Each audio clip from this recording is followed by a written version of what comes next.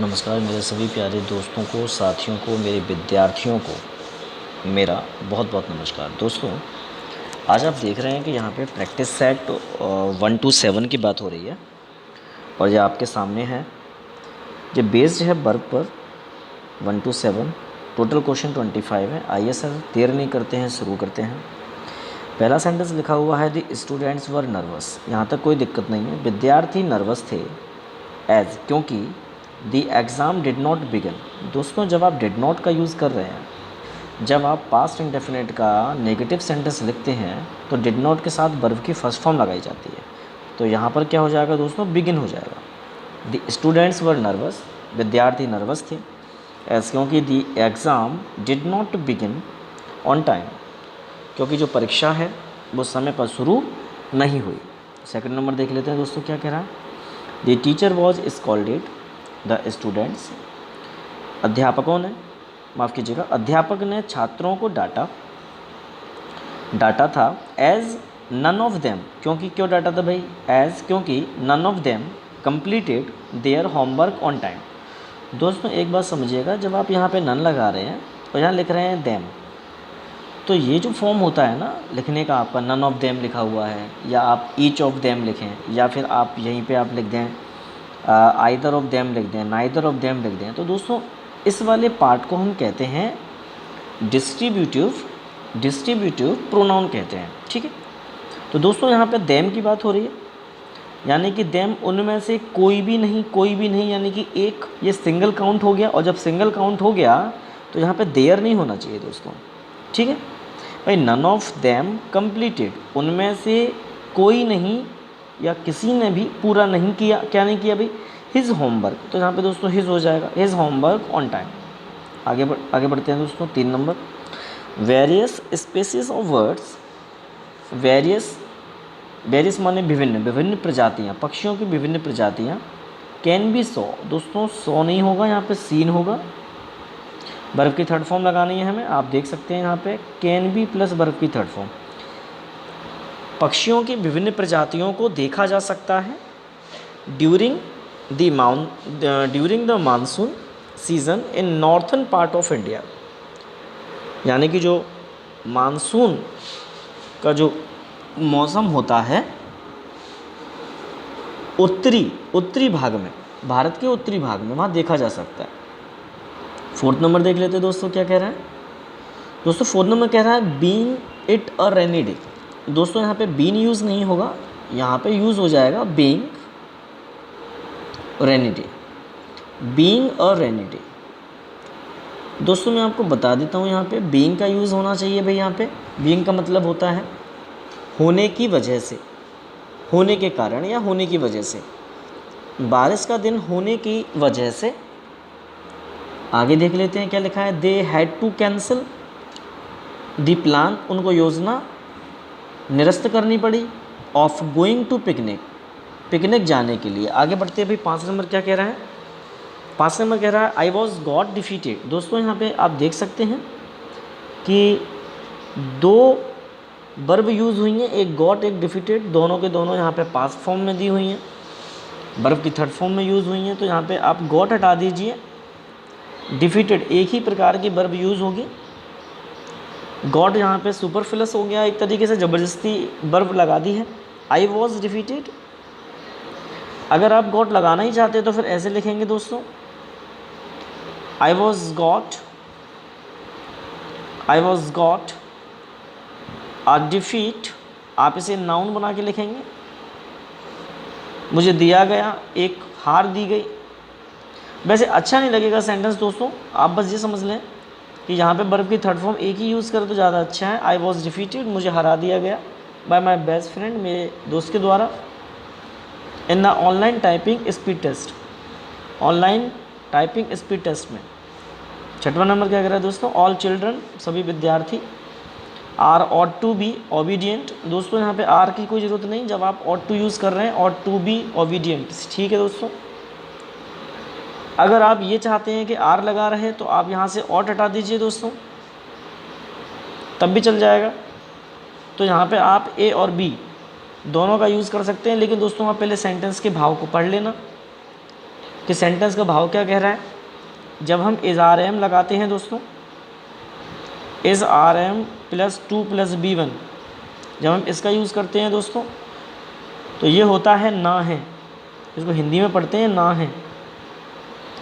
और इसी का पैसिव बनेगा तो टू बी प्लस बर्फ की थर्ड फॉर्म लगाई जाती है दोस्तों। तो ये एक थोड़ा सा एक अंतर होता है और कोई ख़ास अंतर नहीं होता है।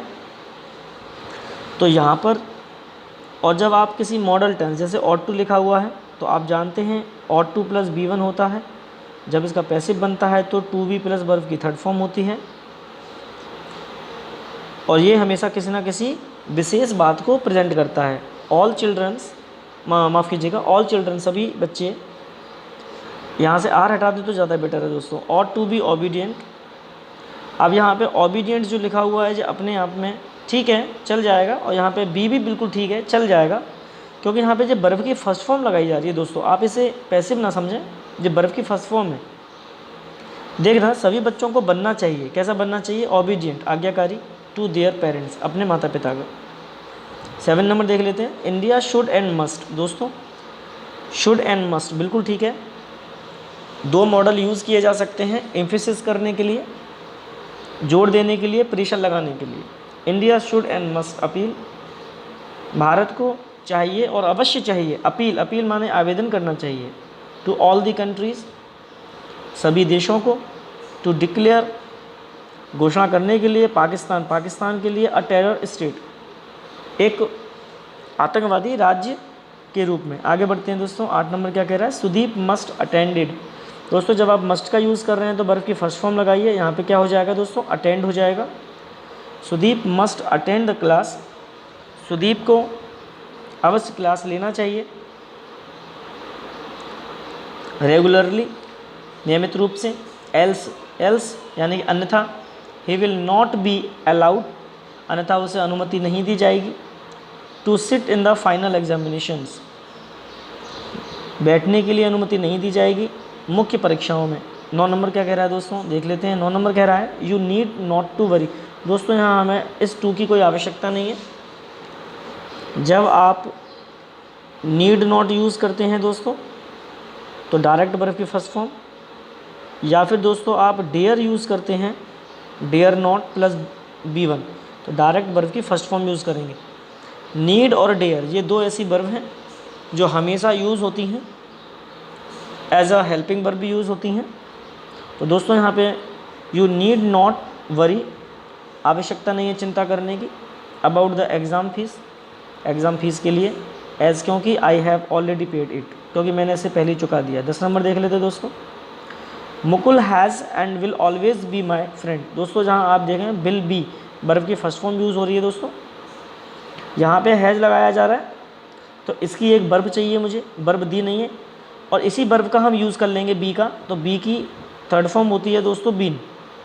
सेंटेंस हो जाएगा मुकुल हैज़ बीन, मुकुल बन चुका है, एंड विल ऑलवेज बी और बना रहेगा, माई फ्रेंड मेरा दोस्त। आगे बढ़ते हैं। 11 नंबर क्या कह रहा है दोस्तों, 3 पीपल वर अरेस्टेड, 3 लोगों को गिरफ्तार किया गया था, बाय द पुलिस, पुलिस के द्वारा, बट लेकिन 1 रिलीज, अब वो अपने आप तो रिलीज़ नहीं हुआ, किसी दूसरे के द्वारा रिलीज़ हुआ है। रिलीज़ माने होता है उसे फ्री करना, तो यहाँ पे आप वॉज लगाते हैं, 1 वॉज रिलीज्ड, एक को छोड़ दिया गया।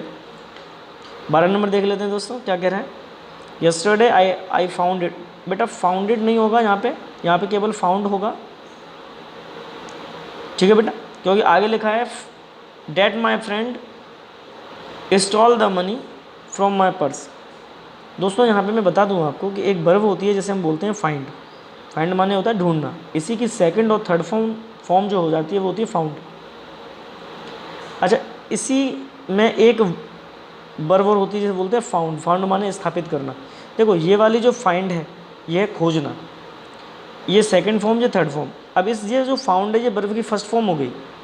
इस्टेब्लिश करना, स्थापित करना, इसी की सेकंड फॉर्म और थर्ड फॉर्म क्या हो जाएगी दोस्तों, फाउंडेड, और थर्ड फॉर्म क्या हो जाएगी इसकी, फाउंडेड।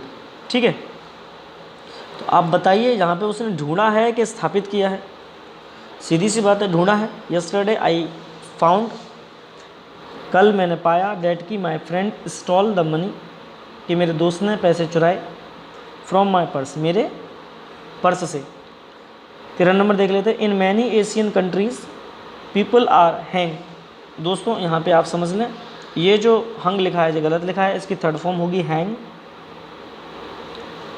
इसका मतलब होता है फांसी पर लटकाना। दोस्तों यहाँ पे दो बातें आपको बता देता हूँ मैं आपको, ये वर्ब की थर्ड फॉर्म है दोस्तों एक जो बर्ड है यहाँ पे मैं आपको बता देता हूँ हैंग, इसी की वर्ब की थर्ड फॉर्म होती है हंग, हंग, ठीक है। और इसी में एक और होती है जिसे अपन बोलते हैं हैंग, हैंग। दोस्तों ये वाली जो वर्ब होती है जिसमें ईडी लगाते हैं अपन, इसे कहते हैं फांसी पर लटकाना, और ये वाला जो हंग है इसको कहते हैं खूंटी पर लटकाना, ठीक है दोस्तों। तो आप इसे क्लियर कर लें। इन मैनी एशियन कंट्रीज़, अनेकों एशियाई देशों में, पीपल आर हैंग्ड, यहाँ पे हैंग्ड हो जाएगा, लटकाया जाता है, फांसी पर लटकाया जाता है, टिल दैट, मृत्यु तक, in public areas, public areas यानी कि लोगों के जो क्षेत्र हैं उनमें, इन ऑर्डर टू, ताकि, स्प्रीड फियर, ताकि भय फैल सके या भय फैलाने के लिए। आगे बढ़ते हैं भाई।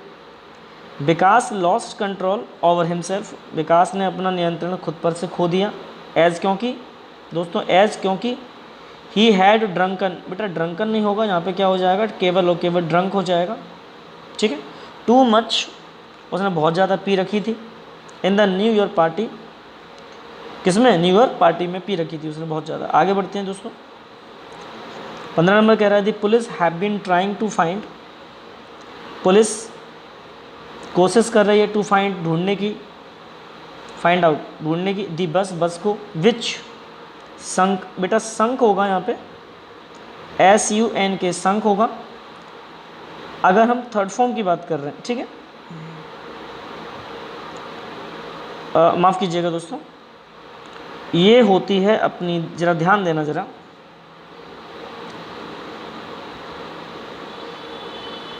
माफ़ करना दोस्तों, ऐसे आ जाओ, सिंक, ये है आपकी वर्ब की फर्स्ट फॉर्म। सेकंड फॉर्म होती है इसकी सेंक, और जो थर्ड फॉर्म होती है इसकी वो होती है संक। तो दोस्तों यहाँ पे वर्ब की सेकंड फॉर्म चाहिए जो होगी सेंक। ये है सर आपकी गलती, लिख लेना दोस्तों, यहाँ पे हो जाएगी संक, ठीक है। इन द लेक, लेक माने होता है एक तरीके से तालाब, last night. The police have been trying to find out the bus, police कोशिश कर रही है ढूंढने की बस को, विच जो, सैंक इन द लेक, लेक में यानी सरोवर में या तालाब में डूब गई, लास्ट नाइट, कल रात। आई विल रिमेंबर, दोस्तों ये बात लिख लेना आप, रिमेंबर के बाद 2 + B1 भी यूज़ होता है, और डायरेक्ट वर्ब की फोर्थ फॉर्म भी यूज़ होती है, दोनों बातें सही होती है दोस्तों। तो 16 और 17 जो क्वेश्चन हैं वो इसी बेस पर बने हुए हैं, इसी पर बने हुए हैं, तो इसका आंसर जो होना चाहिए वो आंसर होना चाहिए नो एरर, एरर नहीं है इसमें दोस्तों कोई भी, यही इसका उत्तर होना चाहिए और यही इसका उत्तर भी है। I will remember to post the letter, मैं याद रखूँगा, टू पोस्ट डालना, मतलब कि भेजना या डालना, लेटर को, खत को, टू माई ब्रदर, अपने भाई को। आई विल रिमेंबर पोस्टिंग, ये भी ठीक है दोस्तों, the letter to my brother, माफ़ करना दोस्तों, मदर। आगे बढ़ते हैं। 18 नंबर क्या कह रहा है दोस्तों, 18 नंबर कह रहा है एवरी वन न्यू, प्रत्येक या हर कोई जानता है, जानता था, डैट की ही लेट। अब यहाँ पे जो लेट लिखा हुआ है दोस्तों, ये लाई से बना हुआ है, वर्ब की सेकंड फॉर्म में, ही लाइट या लाइट, अबाउट कि उसने झूठ बोला, अबाउट के बारे में, नॉट नोइंग, नहीं दोस्तों यहाँ पे नोइंग नहीं होगा, नॉट हाउ टू नो होगा दोस्तों, ठीक है, ध्यान से सुन लेना बेटा, हाउ टू नो यूज़ होगा।